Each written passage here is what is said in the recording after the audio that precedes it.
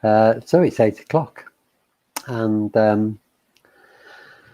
we're going to do the mindfulness of breathing this morning. And I'm just going to start by, I'm going to read a poem by Mary Oliver. It's called The Buddha's Last Instruction. And Mary Oliver, I think, was a Christian, or at least had tendencies towards Christianity. She was a very spiritual person. But I find this poem quite interesting and quite moving for some reason. I'm not quite sure why. Probably because it's to do with, I think it's to do with lighting up. It's called, well, the first line is "Make of yourself a light," which is what the Buddha said. Make of yourself a light. Said that just before he died. Encouraging his followers to be themselves, to actually practice and to let go of all these things that impede us in our lives. Things like the habits we have, our habits of putting ourselves first, putting ourselves right at the center of the universe. And while that may not seem a big thing, it means that we separate ourselves from everything else. And that's actually what causes a lot of suffering for us and for other people. And we all do that. It's a human thing, and it's not our fault, particularly, but if we can see that we do that, then we start to make the world a better place. This separation, this sense of making ourselves separate from the world is the cause of so many problems. For instance, the global crisis with the climate emergency. Well, that's because we, as human species, we just spend so much time looking after our own comfort and ignoring the comfort and the well-being of the rest of existence, the animals, the birds, the natural world, and that's just one instance. We do it in our family groups, we do it among our friends, we do it all over the place. So one of the Buddha's basic teachings is that we all depend on each other. We're all interconnected, and we all need to act as if that's true rather than separate ourselves off. And if we can do that, then we start to become happier. We start to leave behind some of the suffering that we cause ourselves. So that's what we're trying to do in this in meditation, really, in a way, particularly in the metta bhavana, in the loving kindness meditation. We're trying to just see that we're completely interconnected with everything else in the world. And if we could only practice like that and live like that, if we could all do that, then the world would be a fantastic place to be in. But in the meantime, if a few of us could do that, then we start to affect the world. So this path of actually connecting with the world comes about through loving kindness, but it also comes about through awareness, through clarity, through seeing that actually we are all interconnected, that I do depend on so many other factors in my life for my well-being and happiness. So anyway, this poem actually encapsulates that. I'm not quite sure how, but anyway, I'm going to read the poem. I'm going to stop talking now, and then we'll do the mindfulness of breathing. Good morning to Laura, who's just joined us. So here's the poem, The Buddha's Last Instruction by Mary Oliver. Make of yourself a light, said the Buddha, before he died. I think of this every morning as the east begins to tear off its many clouds of darkness to send up the first signal a white fan streaked with pink and violet, even green. An old man, he lay down between two sala trees, and he might have said anything, knowing that this was his final hour. The light burns upwards, it thickens, and settles over the fields. Around him the villagers gathered and stretched forward to listen. Even before the sun itself hangs detached in the blue air, I am touched everywhere by its ocean of yellow waves. No doubt he thought of everything that had happened in his difficult life. And then I feel the sun itself as it blazes over the hills like a million flowers on fire. Clearly I'm not needed, yet I feel myself turning into something of inexplicable value. Slowly, beneath the branches, he raised his head. He looked into the faces of the frightened crowd. Make of yourself a light, said the Buddha. So that's Mary Oliver sort of watching the sunrise and seeing the enormity of it all, seeing the enormity of nature, and sort of thinking of the Buddha dying at the same time. So there is this vastness in our lives, in our existence, and we miss it because we're so caught up with our everyday activity. So one of the purposes of the mindfulness of breathing, in fact the main purpose, is to bring us into awareness so that we see the world with clarity. We see this gorgeous sunrise. We see the wonder of the world. We see the enormity of nature, of existence, as way beyond our tiny small selves, as all interconnected. So with that, let's start and do the meditation. I've just seen from Shraddha that there's freezing and no sound is happening. Is anybody else having that problem?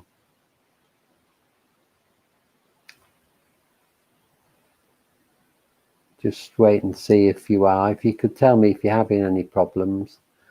I'm not sure I can do anything about them, but usually everything's fine. Good morning, Lyndall.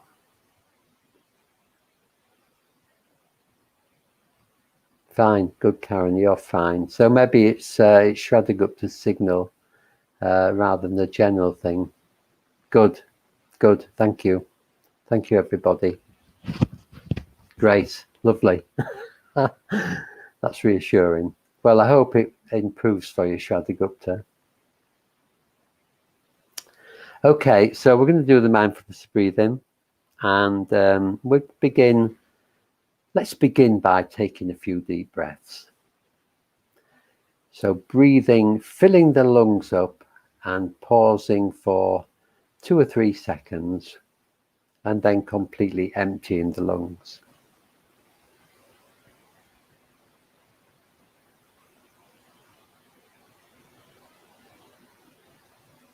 And doing that 3 or 4 times.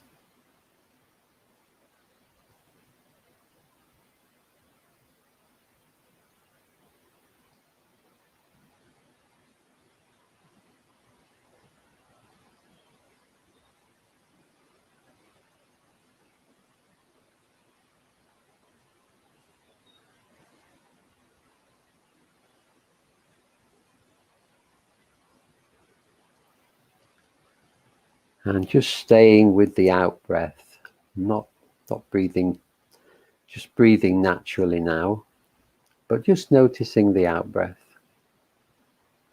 And just allowing our bodies to relax as we breathe out each time.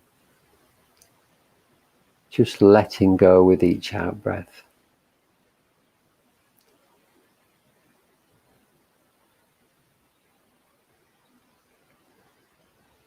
Letting the bed or the floor, the chair or the cushion take our weight.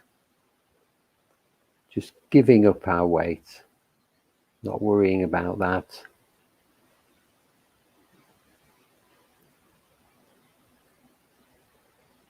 As much as we can, just relaxing our minds and relaxing our bodies.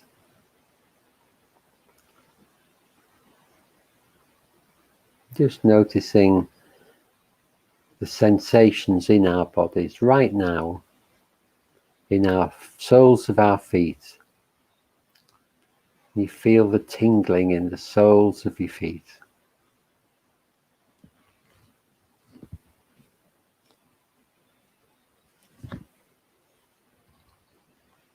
The sensations in the legs.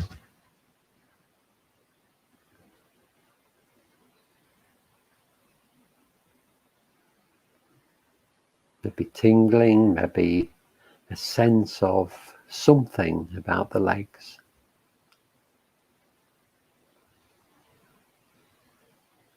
And the upper body, the torso, the whole of the back.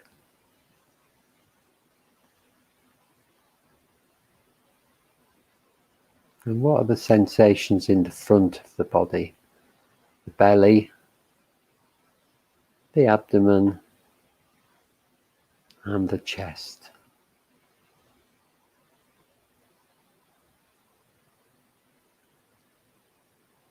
If there's any tightness or achiness anywhere, just breathing into it, infusing it with kindness, letting it soften, not getting into any conflict with it, not pushing it away, having a sense of compassion towards any uncomfortable feelings.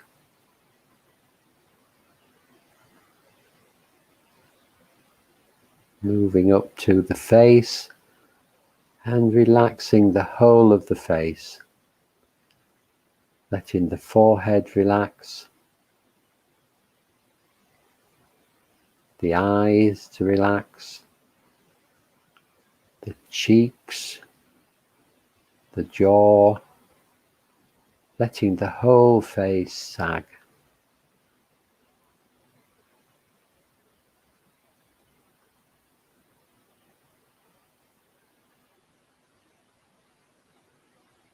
Moving back down to the chest and noticing the rhythm of the breath, moving the ribs in and out as the breath comes and goes.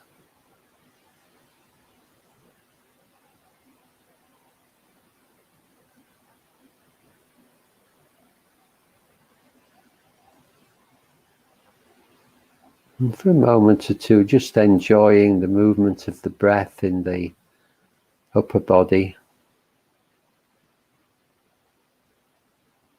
falling into the rhythm,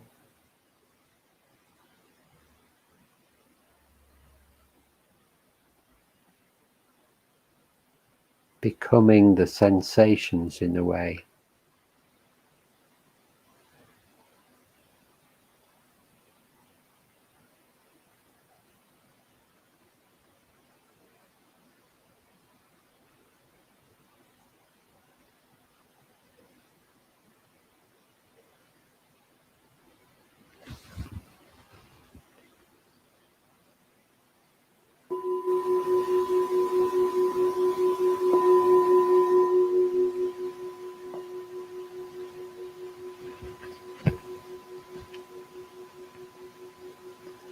So this is the mindfulness of breathing.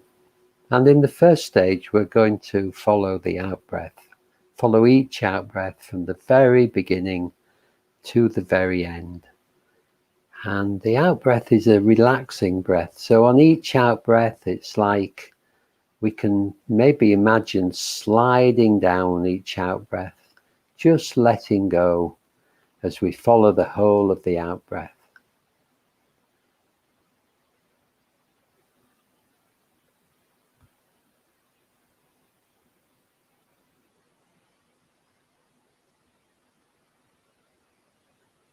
Not paying too much attention to the in-breath, just the out-breath.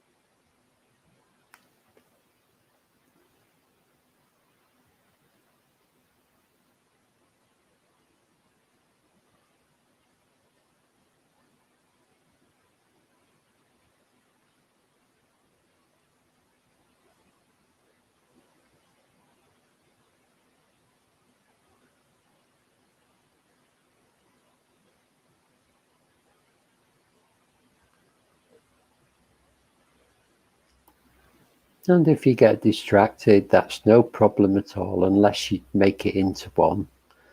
So when you go off in a thought train, just noticing when you come back and very gently moving back to following each out breath.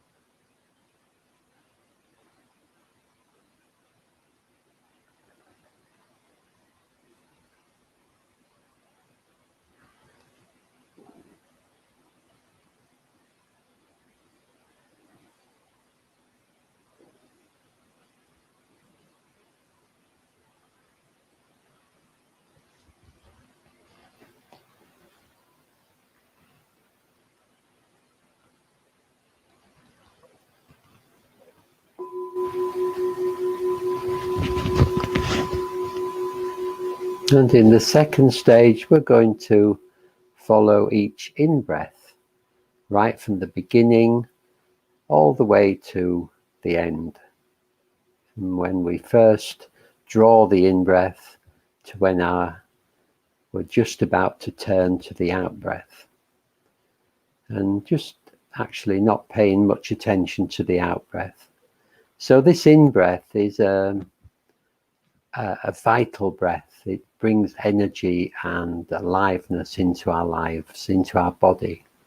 So just noticing the uplifting effect of the in-breath, following it from the very beginning to the very end of each in-breath.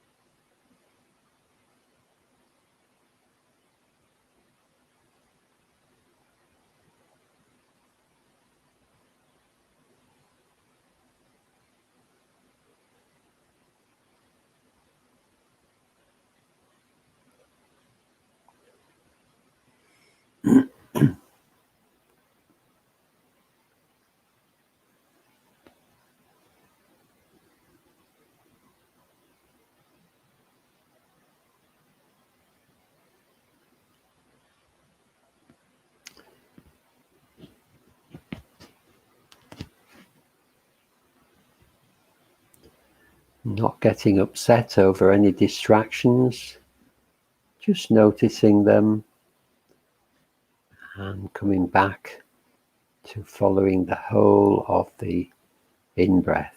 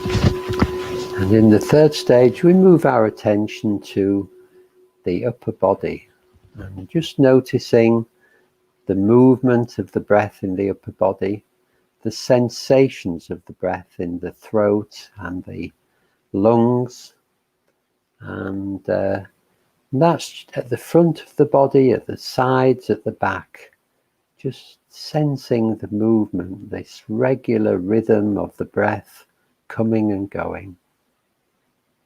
And as much as we can, just allowing ourselves to become completely lost in that.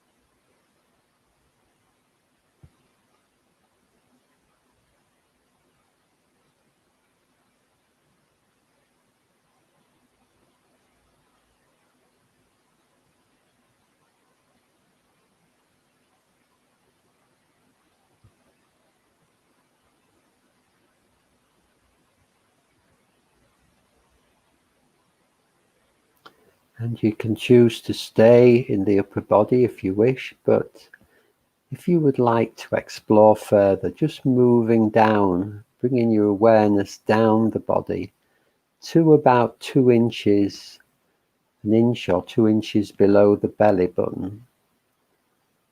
And inside the body, this point, somewhere around here, is a place called the hara.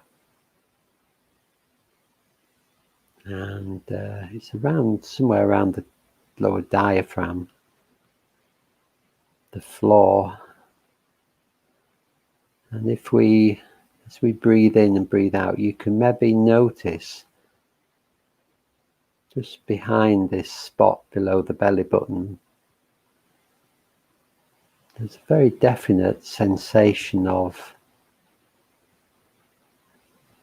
almost pleasure, a very pleasant feeling. So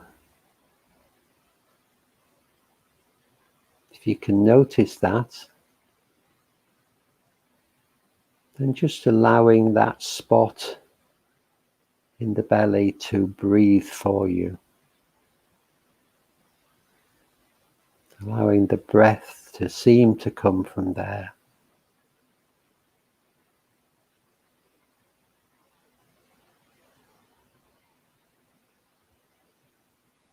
Almost like this little patch is breathing for you.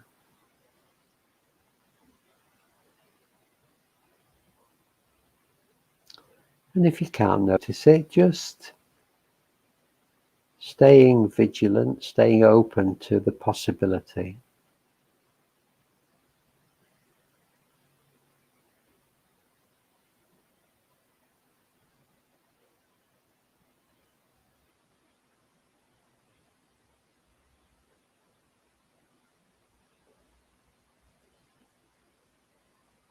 You can feel the muscles of the belly just tensing and slackening as we breathe.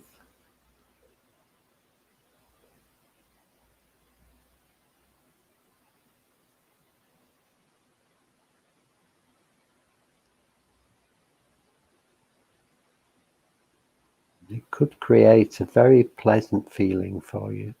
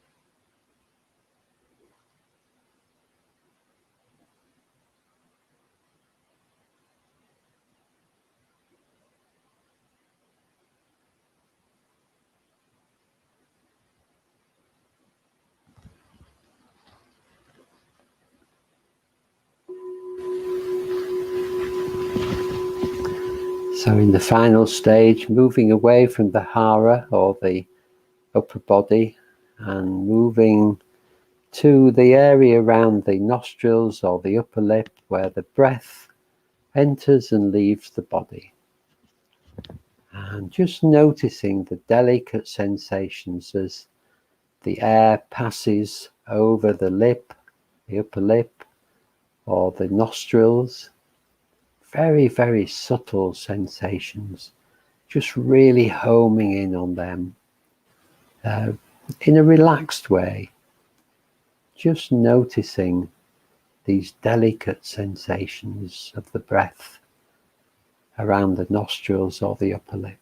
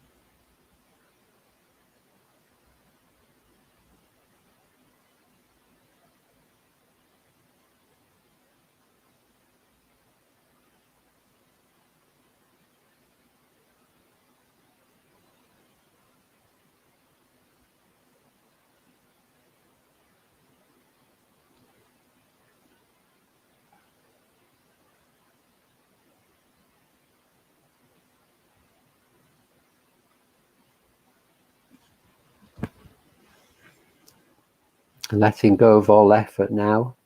And for the last few moments, just sitting with your experience, whatever that might be.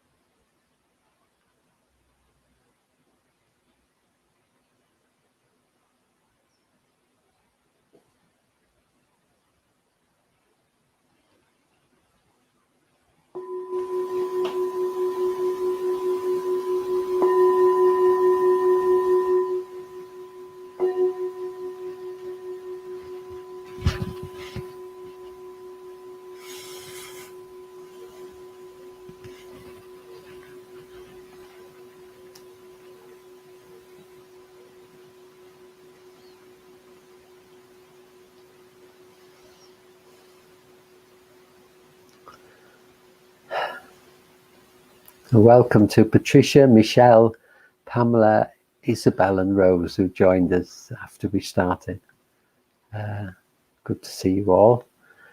And yes, thank you for coming along this morning. Great to do this with you. Can I just remind you, well, first of all, can I thank the people who have contributed to our new centre appeal?